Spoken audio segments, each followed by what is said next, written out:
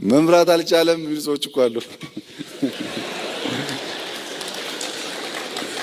እንዴት መሰላችሁ? ባለፉት አንድ ወርና ሁለት ወር ስለ ኢትዮጵያ ለውጥ መንግስት ዓለም የተናገረውን ያክል ላለፉት 20 ዓመታት ላይናገር ይችላል። ዓለም የገባውን ለውጥ የማይገባን ሰዎች ምክንያቱም እንደሆነ ልንገራችሁ። ሁለት ቤተሰቦች አሉ ገጠርና ከተማ የሚኖሩ። የገጠር ተወልዶ ያደገው ልጅ ቤተሰብ ጥየቃ ከተማ ይመጣል። ከተማ መጥቶ ከቤተሰብ ልጅ ጋር ወክ ሲያደርጉ መኪና ሲያይ ይደነብራል። ጥሩምባ ሲነፋ ይጮሃል።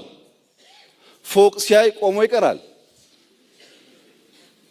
መኪና ከሩቅ እየመጣች እንደሆነ ሲያይ ለመሻገር ይፈራል፣ አይሄድም። ከተሜው ፋራ ይስቅበታል።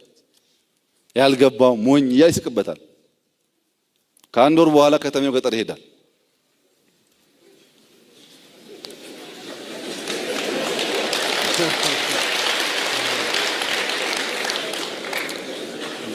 ጦጣም ሲያይ አንበሳ መጣብኝ ይላል። ዝንጀሮም ሲያይ ነብር መጣብኝ ይላል። ጫካው ኮሽ ባለ ቁጥር እባብ ነደፈኝ ይላል። ምን አይነቱ ፈሪ መጣብኝ አለ ደግሞ ገጠሬው። ዝም ብሎ መታሰር፣ መገረፍ ምናምን የለመን ሰዎች መንግስት ያንን ስተው የደከመን ከመሰለን ስተናል።